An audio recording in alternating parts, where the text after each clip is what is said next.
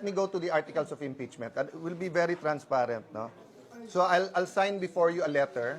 I'll give you a copy, but of course, i-transmit ko muna. But I will read it to you. Thank you for being here today. Despite the unprecedented attack against the Senate last night, I will address all other issues in an hour when I get all the official reports. I'm waiting from the report from the PNP, from the side of the investigation ni Sec. John Vic at saka ni Chief PNP Nartates. I will discuss with you muna yung receipt ng article of impeachment, articles of impeachment. I just want to address one issue. So may umiikot sa internet na kinonfirm daw ng PNP yung statement daw ni Chief of Staff Bronner that it was my security guards lang daw ang nagpaputok. That's fake news. Since last night, when Sec. John Vic came here, we've been hearing conspiracy theories from both sides. One side, that it's the government that attacked, and the President called me, President Bongbong Marcos, and assured me it wasn't government. Okay? But I told him our concerns about the NBI. So, and I told him, I thanked the President for the immediate call. I informed him that we're safe at that point in time, and I informed him of the inconsistencies ng statement ng NBI. But I told him I agreed with Sec. John Vic for a joint independent investigation. Bakit joint? Kasi jurisdiction to ng OSAA at ng Senate.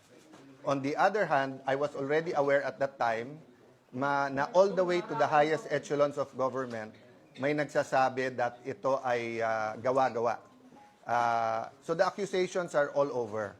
So in the same manner that the PNP, the AFP, mabilis sila mag-deny pag may fake news against the government, the administration, inaasahan ko na mabilis sila mag-deny na fake news against the Senate President, and against the integrity of the whole process. The investigation is ongoing at meron na aresto last night. Okay? Di lang namin nilalabas yung detalye because once you say three-letter words, di ba? Once you say that it's a certain agency, may conclusion na kaagad ang tao na government o hindi. Kaya nga independent, and let's not jump into conclusions, okay? So by the time I meet you later, it's about an hour, I'll meet muna the 150 top officials of the Senate. I will give you more details about that. I also ordered the Sergeant at Arms to go to the offices and check kung nandyan si Senator Bato o wala, and to give me a spot report dun sa reports na umalis ng 2:50 a.m. There are many questions there. I will answer all of it later. Okay? He will get back. Oh, 100%.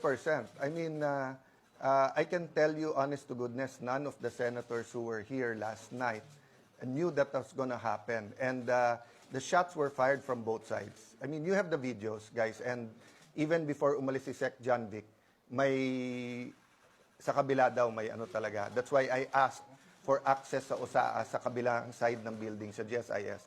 But let me go to the articles of impeachment. And it will be very transparent, no? So I'll sign before you a letter.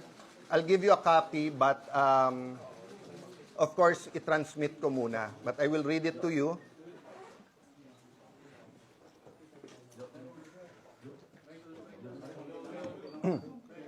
The Honorable Faustino Boji D. III, Speaker, House of Representatives, Batasan Hills, Quezon City.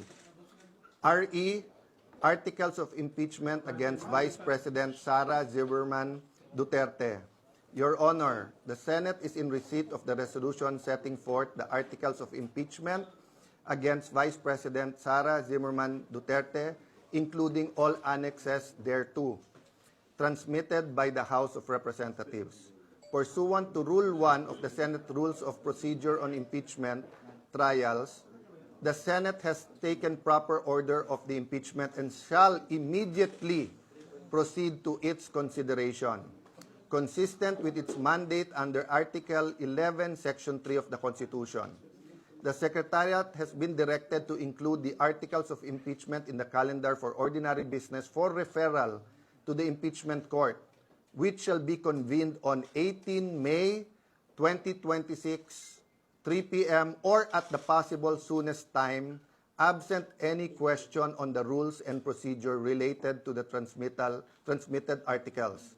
The parties shall in due course be directed to appear before the Senate sitting as an impeachment court on a date to be determined subsequently. We trust the foregoing is in order. Thank you. Very truly yours, Alan Peter Cayetano, Senate President. Copy furnished the Honorable Zara Z. Duterte, Vice President, Republic of the Philippines. So we'll send this. Pagka-send, we'll give you a copy. Yung countersign. Someone countersign. SecGen siguro, countersign.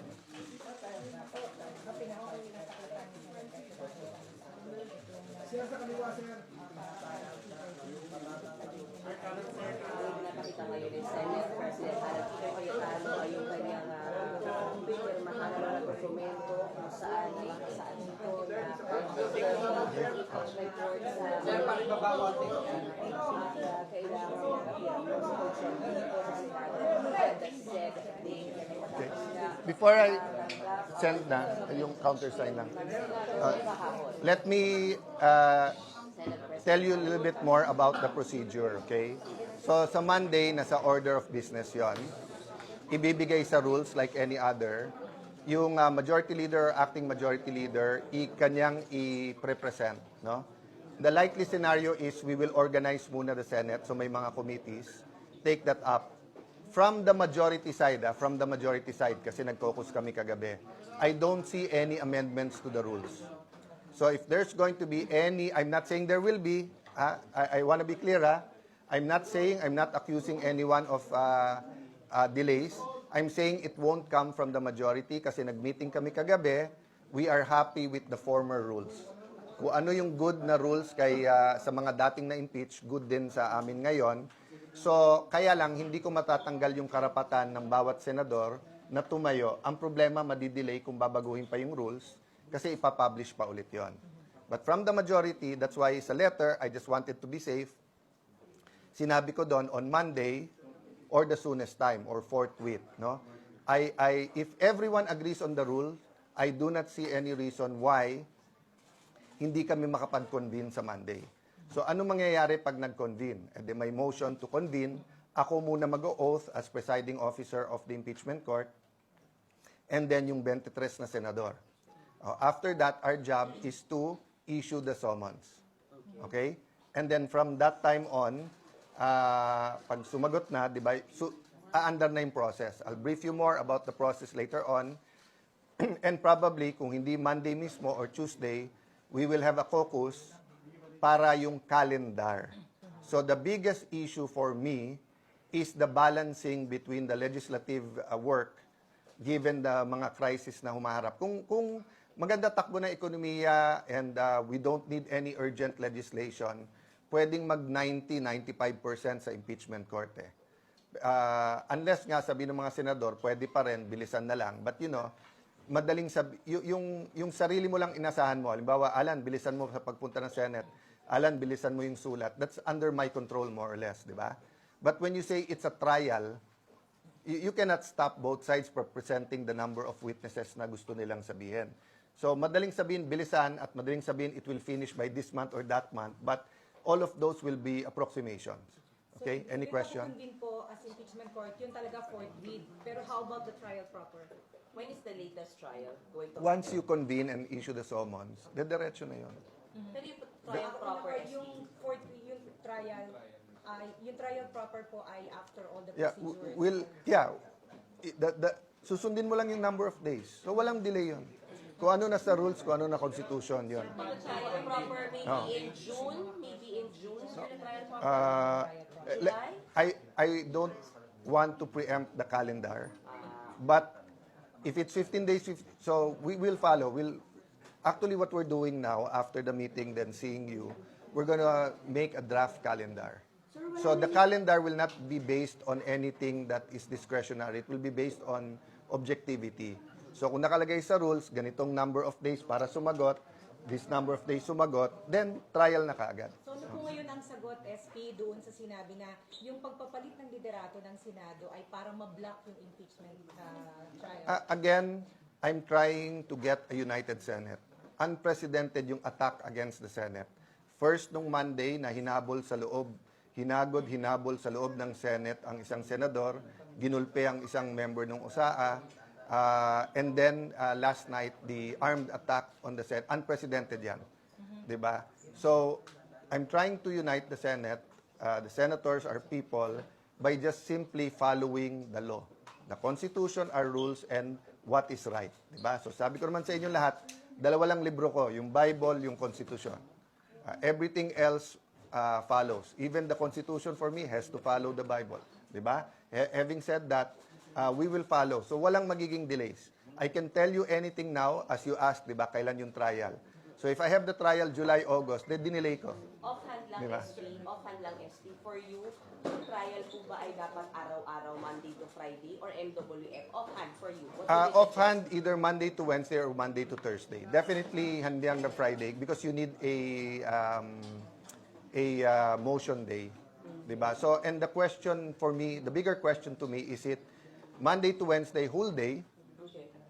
and then Thursday may committee hearings, or is it Monday to Thursday, half-day hearings, half-day, ano. So, definitely mag-extend kami, di ba? So, kung dati, nag-hearing ka either 9, 10 o'clock hanggang 2:45 or 3, and then 3 to 7 or 8 yung ano. Nagagawa naman namin sa budget yung magdamagan eh. But remember, I think, mga 2 weeks yun eh, na magdamagan. So, I don't think kaya naman yung magdamagan ng 2 months, di ba? 2 months.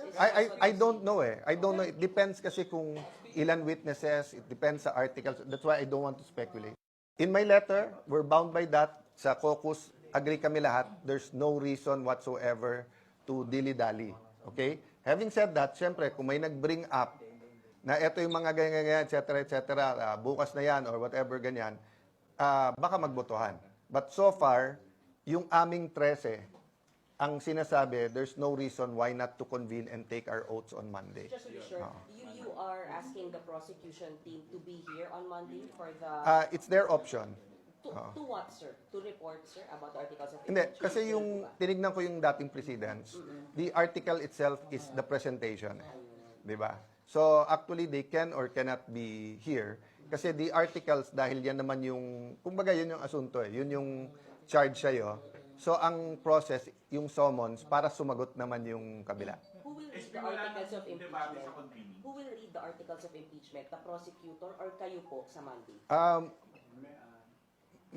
Sa Monday, malamang yun yung, ano, yung pagbigay nga namin sa Madjo. Pero the impeachment court has a life of its own. So depende sa mga motions na maganap doon sa impeachment court. May question mo na. Wala na pong debate about the convening.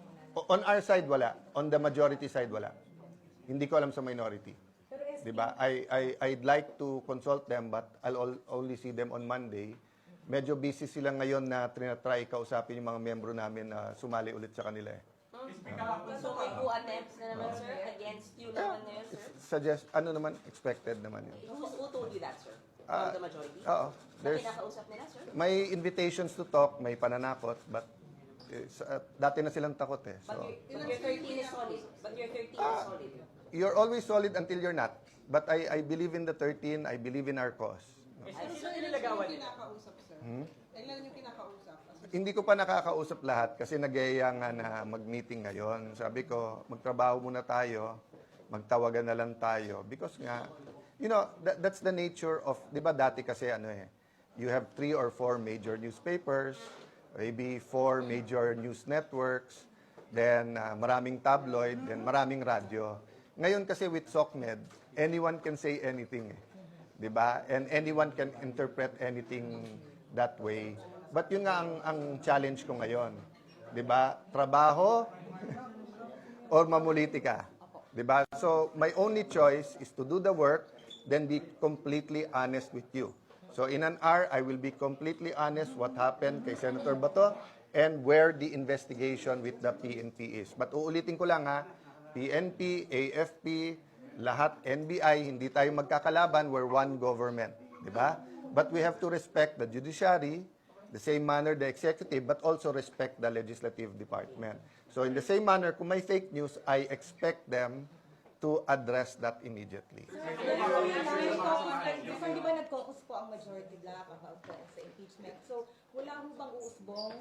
Wala kayang surpresang susulpot na motion from the majority block para pag nag-convene na kayo sa impeachment court ay ipa-dismiss yung articles of impeachment? So, you always talk in the realm of probabilities and possibilities. Okay?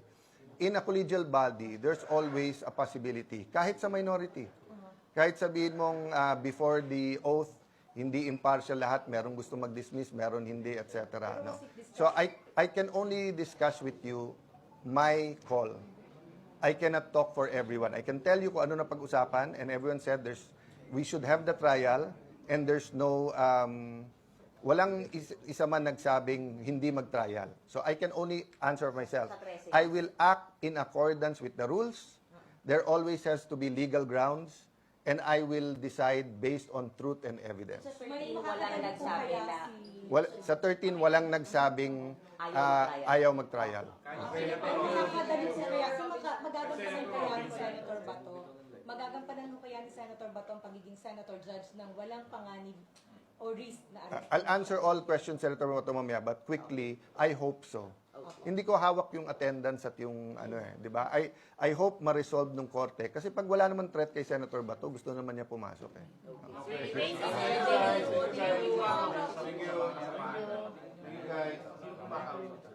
Marami. That's normal. It's not, di ba? Parang pagsakay sa kotse ni Pia Cayetano yun, di man bawal eh. Pero kumakausap from the minority block. From the minority. Sir, kabilang ba dun sa... Ang instructions ko, Kailan sir nagsisimula yung this morning, nagyayang kwentuhan. So sabi ko naman dun sa kausap ko, sabihin mo puntahan ako, sumali sa amin. Pero Yan yung lang naman. kausap ba? Kasi yung nagsabi sa inyong kinausap sila. Yeah, I'll address that later. Later. Basta expect that. I mean, magulat tayo kung wala, di ba? SP kayo rin po may kinakausap kayo na sumama sa inyo. Sorry? Kayo po may kinakausap din po ba? Hindi. So far, lahat ng kausap ko was in public, yung kansyawan sa floor. Tapos yung kausap kong isa kanina na nagbigay siya ng 2 pangalan, 2 senador, nakaibigan ko pareho. So sinabi ko sa kanya, umuti ko na masabi tuloy yung pangalan. Sabi ko sa kanya, pakisabi, kung gusto nyo, sama ako. Tapos sumama na sila sa atin. Natawa lang siya. Pagkausap sa mga kasama niyo, sir, ay para pumunta sa kanila sa kabilang bakod. Hindi. Sila ang nagyayang makipag-usap. Yun nga, sir, yung from Pero minority yun block. nga, kaya kami hindi nakipag-usap last week kasi minsan may kasamang pananakot. We consider it naman fake news. Anong klaseng pananakot? Matalino naman kayo eh. Alam niyo naman yung I'll talk later. Pero gusto nila lumipat sa kanila, sir. Pero gusto nila lumipat sa kanila. Yung Sir, from ginagamit sir yung mga case sir, ginagamit yung mga pending cases sa kanila. Para hindi speculation. Okay na po,